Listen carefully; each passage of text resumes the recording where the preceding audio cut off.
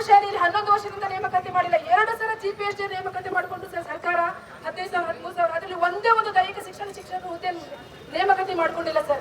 ಯಾಕಪ್ಪ ಅಂತಂದ್ರೆ ನೋಡ್ರಿ ಪಠ್ಯಪುಸ್ತಕ ಇದಾವೆ, ನೋಡ್ರಿ ಪಠ್ಯಪುಸ್ತಕ ಇದಾವು, ಅದನ್ನ ಬೋಧಿಸತಕ್ಕಂಥ ಫಿಸಿಕಲ್ ಎಜುಕೇಶನ್ ಟೀಚರ್ಸ್ ಇಲ್ಲ. ಹಂಗಾರೆ ಯಾರು ಮಾಡ್ತಾರೆ ಸರ್ ಬೋಧನೆನ ಇದನ್ನ ದೈಹಿಕ ಶಿಕ್ಷಣ ಶಿಕ್ಷಕರದು?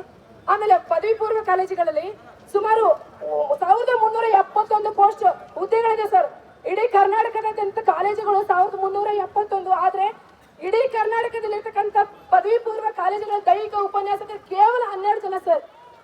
ಉಳಿದ ಕಾಲೇಜುಗಳಲ್ಲಿ ಮತ್ತೆ ದೈಹಿಕ ಶಿಕ್ಷಣ ಉಪನ್ಯಾಸಕರು ಬೇಡವೇನ್ ಸರ್? ಆಮೇಲೆ ಡಿಗ್ರಿ ಕಾಲೇಜುಗಳಲ್ಲಿ ದೈಹಿಕ ಶಿಕ್ಷಕರು 2009ರಲ್ಲಿ ಲಾಸ್ಟ್ ನೇಮಕಾತಿ ಮಾಡ್ಕೊಂಡಿದ್ದೆ ಸರ್. ಅಲ್ಲಿ 2 ಸಲ ನೇಮಕಾತಿ ಮಾಡ್ಕೊಂಡು ಡಿಗ್ರಿ ಕಾಲೇಜಲ್ಲಿ, ನಮ್ದು ಡಿಗ್ರಿ ಕಾಲೇಜಲ್ಲಿ ಇಲ್ಲಿವರೆಗೂ 2009 ಲಾಸ್ಟ್ ಸರ್.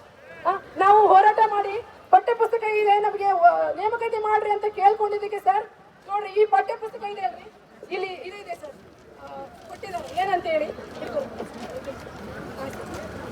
ಸರ್. ಸರ್ಕಾರದಿಂದ ಒಂದು ಸರ್ಕ್ಯುಲೇಷನ್ ಬಂದಿದೆ 2026-27ನೇ ಶೈಕ್ಷಣಿಕ ಸಾಲಿಗೆ ಎಲ್ಲ ಸರ್ಕಾರಿ ಅನುದಾನ ರಹಿತ ಶಾಲೆಗಳಲ್ಲಿ ದೈಹಿಕ ಶಿಕ್ಷಣ ಪಠ್ಯಪುಸ್ತಕಗಳು ಇರುವುದಿಲ್ಲ ಅಂತೇಳಿ. ಅಂದ್ರೆ ಇವನ್ನೆಲ್ಲವನ್ನ ತೆಗೆದುಬಿಟ್ಟು ಇದ್ರ ಜಾಗದಲ್ಲಿ ನಾವು ಒತ್ತಡ ಹಾಕಿದ್ದಕ್ಕೆ ಮೌಲ್ಯ ಶಿಕ್ಷಣವನ್ನು ತಗೊಂಡ್ಬಂದು ಹೊರಟಿದ್ದಾರೆ ಸರ್. ಹಂಗಂದ್ರೆ ಮಕ್ಕಳಿಗೆ ಇದು ದೈಹಿಕ ಶಿಕ್ಷಣ ಪಠ್ಯಪುಸ್ತಕಗಳು ಬೇಡವಾ ಸರ್? ಇದು ಇವರಿಗೆ ಒಲಿಂಪಿಕ್ ಅಲ್ಲಿ ಮೆಡಲ್ ಬೇಕು, ಪ್ರತಿ ಶಾಲೆಗೆ ದೈಹಿಕ ಶಿಕ್ಷಣ ಶಿಕ್ಷಕರು ಬೇಡ. ನಮಗೆ ಎಷ್ಟೊಂದು ಅನ್ಯಾಯ ಮಾಡ್ತಾ ಇದೆ ಸರ್ಕಾರ ಸರ್. ನಾವು ಎಷ್ಟು ಹೋರಾಟ ಮಾಡಿದ್ವಿ, ನಮ್ಮ ನಿರುದ್ಯೋಗಿ ದೈಹಿಕ ಶಿಕ್ಷಣ ರಕ್ತದಿಂದ ಪತ್ರ ಬರ್ದಿದೀವಿ ಸರ್. ರಕ್ತದಿಂದ ಪತ್ರ ಬಂದು ಸಾಕಷ್ಟು ಸಲ ಹೋರಾಟ ಮಾಡಿದ್ರು ಕೂಡ ನಮ್ದು ನೇಮಕಾತಿ ಮಾಡಿಲ್ಲ.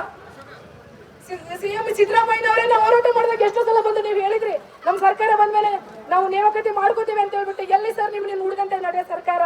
ನಿಮ್ಮ ಭಾಗ್ಯಗಳು ಯಾರಿಗೆ ಬೇಕು ಸರ್? ನಿಮ್ಮ ಭಾಗ್ಯಗಳು ನಮಗೆ ಬೇಕಾಗಿಲ್ಲ. ನಮಗೆ ಉದ್ಯೋಗ ಕೊಡಿ, ನಮಗೆ ಉದ್ಯೋಗ ಬೇಕು.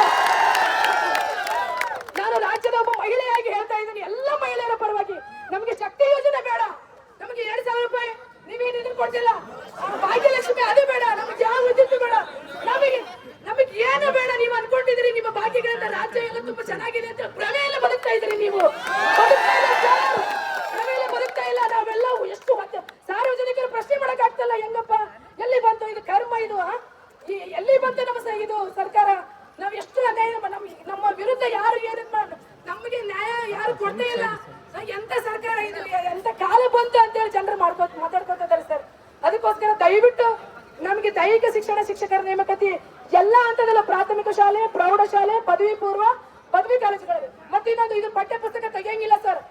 ಯಾಕಪ್ಪ ಅಂತಂದ್ರೆ ಮೌಲ್ಯ ಶಿಕ್ಷಣವನ್ನು ನೀವು ಮಾಡಕ್ ಹೊಟ್ಟಿದ್ದೀರಲ್ಲ, ಮೌಲ್ಯ ಶಿಕ್ಷಣ ಮಾಡ್ಬೇಕಂದ್ರೆ ರಾಜ್ಯ ಮಟ್ಟದಲ್ಲಿ ಒಬ್ಬ ರಿಸೋರ್ಸ್ ಪರ್ಸನ್ಸ್ ಫಸ್ಟ್ ಅದ್ರ ಬಗ್ಗೆ ಅಧ್ಯಯನ ಮಾಡಿರ್ಬೇಕು ಮೌಲ್ಯ ಶಿಕ್ಷಣದ ಬಗ್ಗೆ. ಆಮೇಲೆ division level 4 division level resource persons ಅದ್ರ ಬಗ್ಗೆ ಟ್ರೈನಿಂಗ್ ಕೊಡಬೇಕು. ಆಮೇಲೆ ತಾಲೂಕಾ ಜಿಲ್ಲಾ ಲೆವೆಲ್ ಕೊಡ್ಬೇಕು. ಏನು ಮಾಡ್ತಾನೆ ಕೇವಲ 2-3 ತಿಂಗಳಲ್ಲಿ ದೈಹಿಕ ಶಿಕ್ಷಣ ಪಠ್ಯಪುಸ್ತಕ ಬೇಡ ಅಂತ ಹೇಳ್ಬಿಟ್ಟು ಇವರು ಮೌಲ್ಯ ಶಿಕ್ಷಣ ಆಲ್ರೆಡಿ ಸರ್ ಒಂದೇ ಹೇಳ್ತಾನೆ, ಆಲ್ರೆಡಿ ಅಲ್ಲಿ ಪಠ್ಯಪುಸ್ತಕ ಇದಾಗಿದೆ, ಪ್ರಿಂಟ್ ಇನ್ನೇನು ನೆಕ್ಸ್ಟ್ ಮುಂದೆ ಪ್ರಿಂಟ್ ಹೋಗ್ತಾ ಇದೆ. ಇದಿಲ್ಲ, ಇದ್ರ ಜಾಗದಲ್ಲಿ ಏನಿದೆ ಮೌಲ್ಯ ಶಿಕ್ಷಣ ಇದೆ. ಒಂದು ವೇಳೆ ಇದ್ರ ಜಾಗದಲ್ಲಿ ಮೌಲ್ಯ ಶಿಕ್ಷಣ ಬಂದ್ರೆ ಸಿಎಂ ಸಿದ್ದರಾಮಯ್ಯನವರೇ ಮತ್ತೆ ಶಿಕ್ಷಣ ಸಚಿವರೇ ಇದ್ರ ಜಾಗದಲ್ಲಿ ಏನಾದ್ರು ಮೌಲ್ಯ ಶಿಕ್ಷಣ ಬಂದ್ರೆ ನಾವು ದೈಹಿಕ ಶಿಕ್ಷಣ ಶಿಕ್ಷಕರು ಸುಮಾರು 20 ವರ್ಷದಿಂದ ನಾವು ಅನ್ಯಾಯನ ನಾವು ಸಹಿಸ್ಕೊಂತ ಬಂದಿದ್ದೀವಿ. ನಮ್ಮ ಸಹನನ ನೀವೇನ್ ಅನ್ಕೊಂಡಿದ್ದೀರಿ? ಅಸಹಾಯಕತೆ ಅನ್ಕೊಂಡಿದ್ದೀರಿ. ನಾವ್ಯಾರು ಸುಮ್ಮನೆ ಇರೋದಿಲ್ಲ ಸರ್.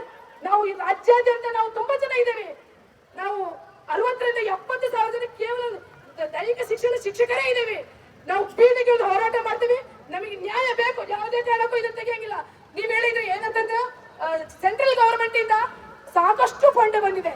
ಅದಕ್ಕೋಸ್ಕರ ಮತ್ತೆ ಪ್ರತಿ ಶಾಲೆಯಲ್ಲಿ ಮೌಲ್ಯ ಶಿಕ್ಷಣ ಕಡ್ಡಾಯ ಮಾಡ್ಬೇಕಂತ ಹೇಳಿದ್ದಕ್ಕೆ ಸರ್, ಮೌಲ್ಯ ಶಿಕ್ಷಣ ಯಾಕೆ ಮಾಡಕ್ ಹೊಡಿದ್ರೆ ಗೊತ್ತಾ? ಸೆಂಟ್ರಲ್ ಗವರ್ಮೆಂಟ್ ಇಂದ ಸಿಕ್ಕಾಪಟ್ಟೆ ಅಮೌಂಟ್ ಬಂದಿದೆ. ಅವ್ರು ಹೇಳಿದ್ದು ಅದಕ್ಕೋಸ್ಕರ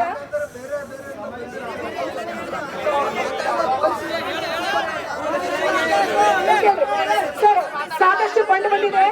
ಅದನ್ನ ಮಕ್ಕಳಿಗೆ ಮೌಲ್ಯ ಶಿಕ್ಷಣ ಕಡ್ಡಾಯ ಮಾಡ್ಬೇಕನ್ನೋದಕ್ಕೆ ದೈಹಿಕ ಶಿಕ್ಷಣ ಶಿಕ್ಷಕರು ಬಲಿಯಾಗಿದ್ದೀವಿ ಸರ್. ನಾವು ದೈಹಿಕ ಶಿಕ್ಷಣ ಶಿಕ್ಷಕರ ಬಲಿಯಾಗಿದ್ದೀವಿ. ಸೊ ಹಂಗಾಗಿ ನೀವು ಮೌಲ್ಯ ಶಿಕ್ಷಣ ಮಾಡ್ತೀರಾ, ಮಕ್ಕಳಿಗೆ ಮೌಲ್ಯ ಶಿಕ್ಷಣ ಬೇಕು, ಸಪರೇಟ್ ಮಾಡ್ರಿ.